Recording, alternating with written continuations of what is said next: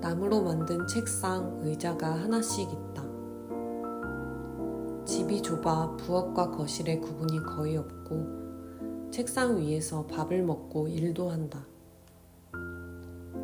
좁고 삐걱거리는 계단을 따라 다락에 올라가면 침대가 있다. 비스듬한 벽엔 좋아하는 사진 한 장이 무심하게 붙어 있다. 주변은 숲이라 풀이 움직이거나 동물이 지나가는 소리밖에 들리지 않는다.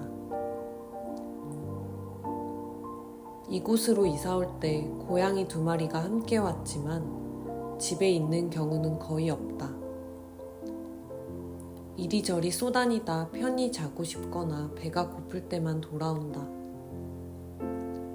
쥐도 새도 다람쥐도 스스럼 없이 오는 통에 가끔 식량 상자에 구멍이 난다. 집 뒤편의 지붕 아래엔 책이 너저분하게 쌓여 있다.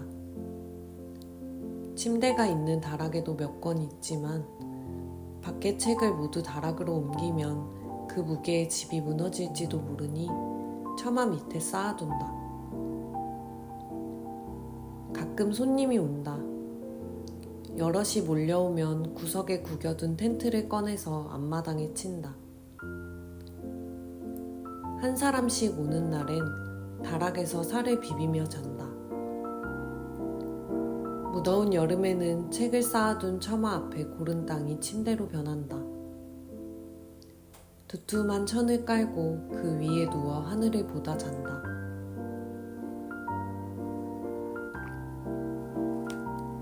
요리하기 전엔 텃밭에 나가 먹을 만한 것을 골라오고 거기에 없을 땐 1시간쯤 걸어 나가 시장에 간다. 장바구니를 들고 아이스크림을 빨며 돌아오다 친구네 집에 들르기도 한다. 과일을 몇 개 나눠주고 다시 집으로 돌아온다.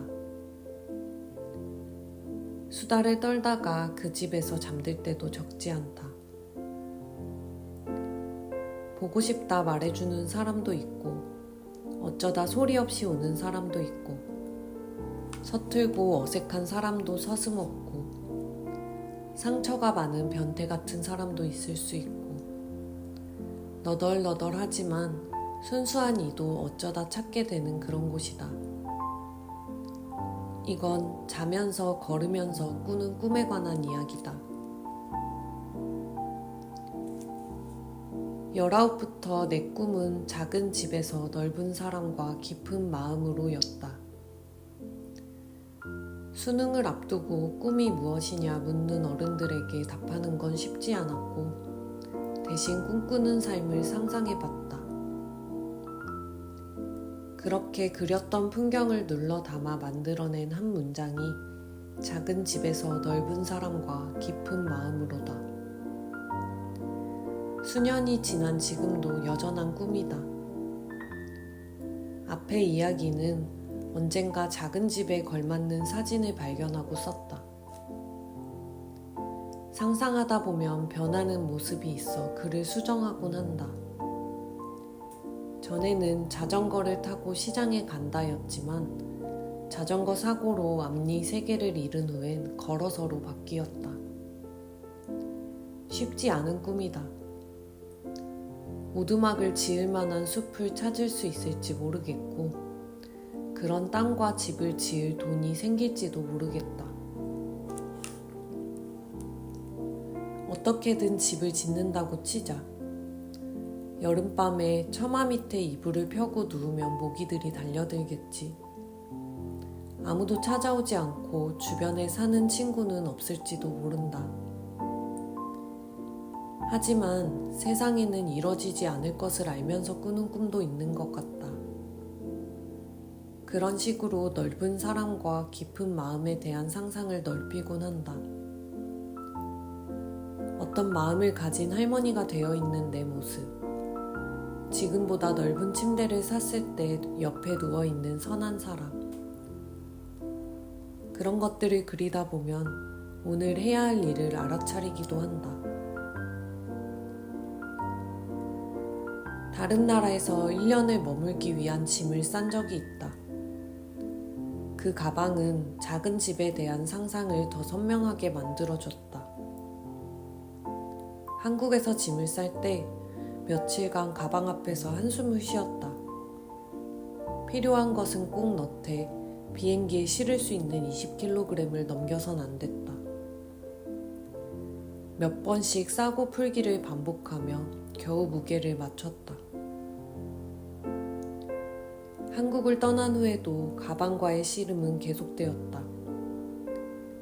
이사가 잦았고 그때마다 트렁크를 들고 버스나 기차를 타야 했다. 짐을 쌀 때 가방 밖으로 넘치는 것은 말 그대로 짐이 되었다. 팔거나 버리기 일쑤였고 몇 번을 반복한 후에는 물건을 잘 사지 않게 되었다. 아름다운 것을 보아도 고민 끝엔 자연스레 사지 않는 쪽으로 마음이 기울었다. 이사 전날 트렁크에 가진 것을 모두 넣고 어렵지 않게 지퍼를 잠그는 날엔 묘한 쾌감이 있었다. 내 전부인 가방의 손잡이를 들어 올리던 손의 감각을 잊을 수 없다. 한국에 돌아오고 나서도 가방을 들어 올리던 손의 감각을 그리워할 때가 있다. 외국에선 방 하나가 나의 집이라 쉬웠는데 방이 2개 있는 아파트에 사는 지금은 쉽지 않다. 혼자 사는 것도 아니라 온전히 마음대로 살 수도 없다. 하지만 침실만큼은 그때와 같은 마음으로 꾸리고 있다. 매트리스, 스탠드, 피아노, 기타 외에는 아무것도 놓지 않는다. 그런 식으로 작은 집을 꾸릴 연습을 해나간다. 언젠가 가진 옷도 거의 다 버리고 싶다. 계절별로 3벌 정도씩만 있으면 좋겠고 신발도 몇 켤레 없길 바란다. 몇 안 되는 가구나 물건을 아끼며 오래 쓰고 싶다. 이런 얘기를 친구들에게 들려주면 가난하게 살고 싶은 것이냐고 묻는데 그것과는 무관하다.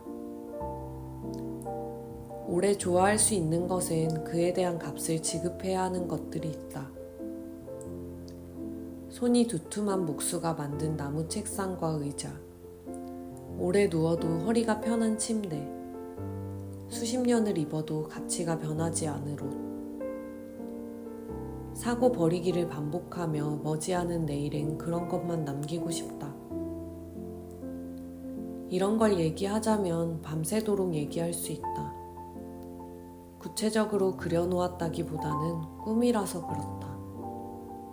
걷거나 자면서 꾸는 꿈이라 상상하며 희죽거리면 한도 끝도 없이 흘러나온다. 얼마 전 여동생은 30이 되기 전에 1억을 모으고 싶다고 했다. 한 친구는 살림을 잘하는 여자가 되고 싶다고 했다. 꿈에 대해 답을 하는 사람들은 눈동자를 호공에 두며 슬쩍 웃곤 한다. 꿈 같은 거 없는데 라고 미간을 찌푸리던 이도 자꾸 캐물으면 숨겨둔 얘기를 꺼낸다. 그 역시 미간에 힘을 풀고 눈동자를 엄한 곳에 두며 웃는다.